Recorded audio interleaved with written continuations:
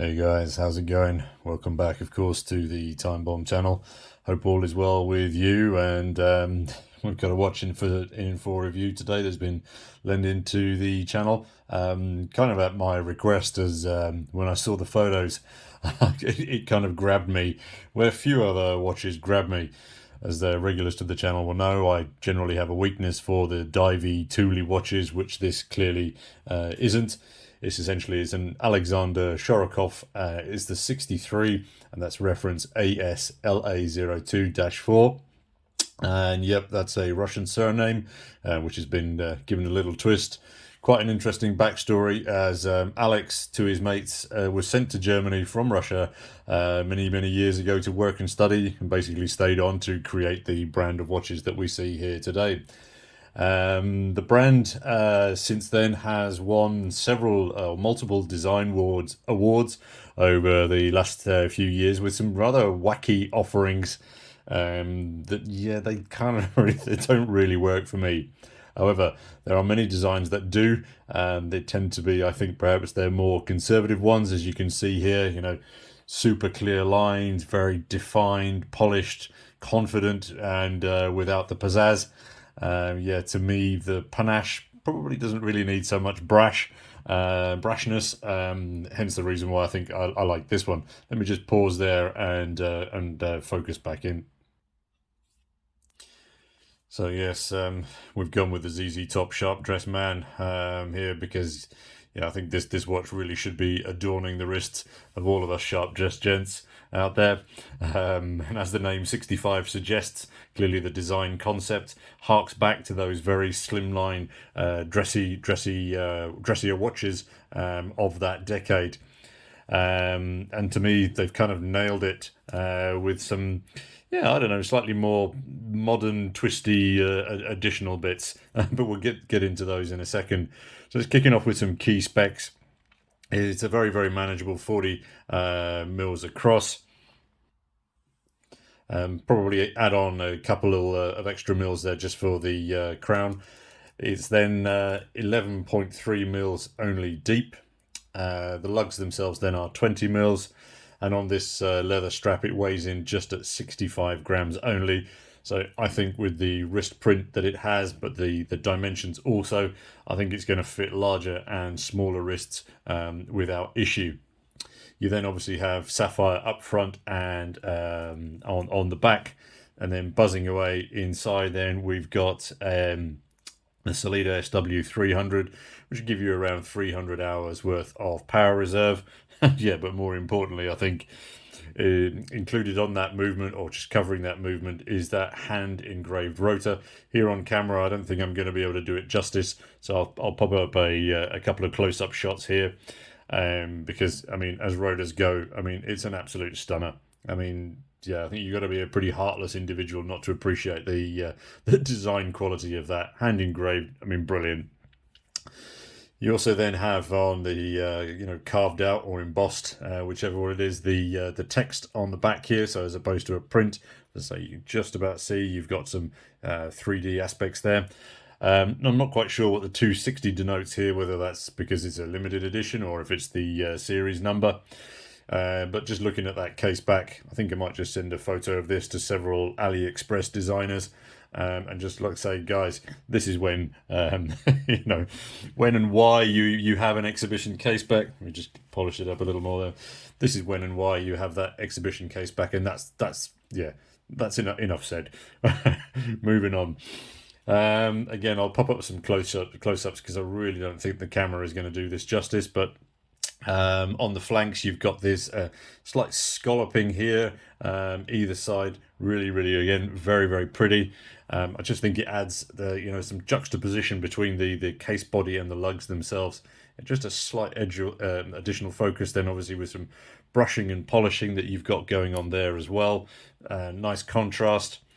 And I think, and then just on the other side here, again, I'll throw up a close-up because you can't pick it up here. They've also managed to squeeze in a full signature on that crown also.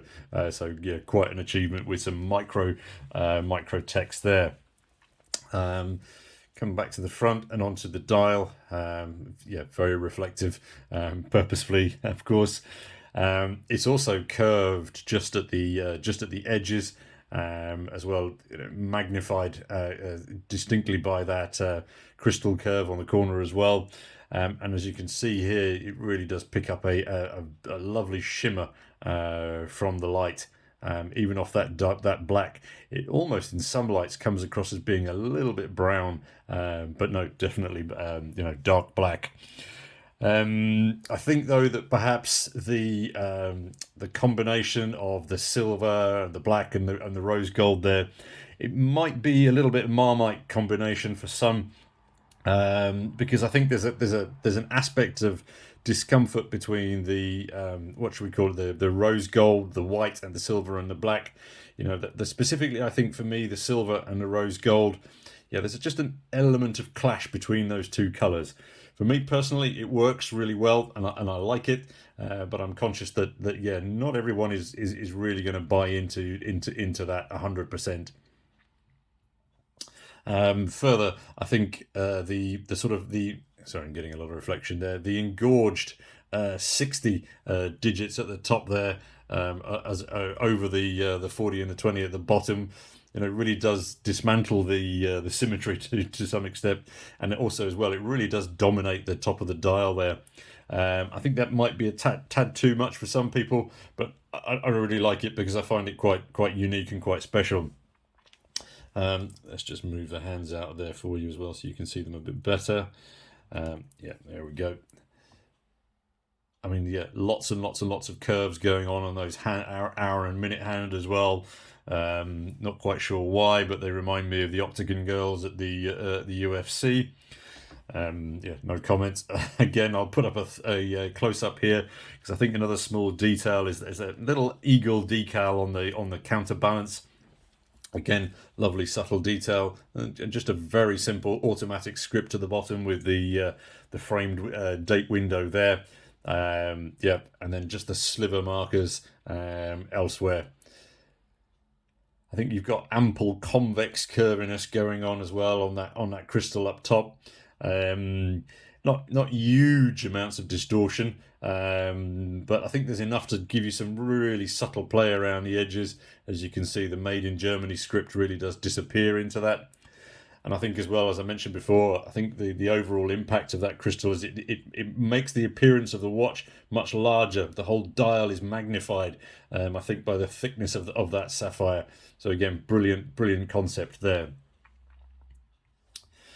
The leather over here is, as it states there, Louisiana alligator. Not quite sure how I feel about that one, but it's also a signed and brushed buckle. And the bottom here works well. Let me just throw it on wrist for you here. Actually, we're rocking the 5000 here today. I did end up throwing it on the combi bracelet. I will confess it was a massive ball ache getting it on. I would recommend, if anybody's attempting this, to use curved spring bars, and then you won't be scratching the inner lugs there. But enough of that one. Let's throw this one on wrist. I think, I'm conscious of the fact that my description here sounds as if I'm wearing rose-tinted spectacles.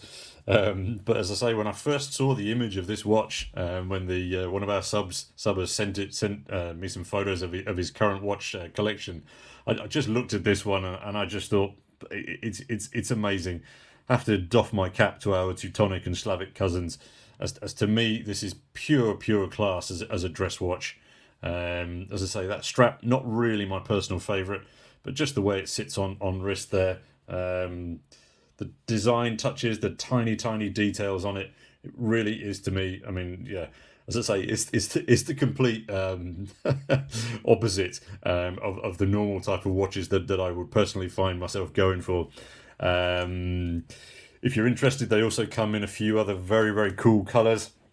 But heads up, they do carry a really quite hefty price tag that certainly puts them out of my league. I know that this one has been bought second hand, so if I was in the if I was able to afford something like this, I'd certainly be looking at a second hand version also. So again, massive thanks to one of our channel subbers for sharing this one with us. Really lucky. Thank you, dude. over to you guys. What are your thoughts on this? Is it over dressy, too retro, or is it, as I seem to be finding it today, just absolutely sublime class?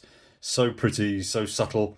I'd dearly love to be able to see, to compare this black dial with the blue and the green together, just to see how they match up. But as I say, really, really impressed with this one. Look forward to your comments as always down below, guys. And of course, this is the Bombardier signing off. Cheers.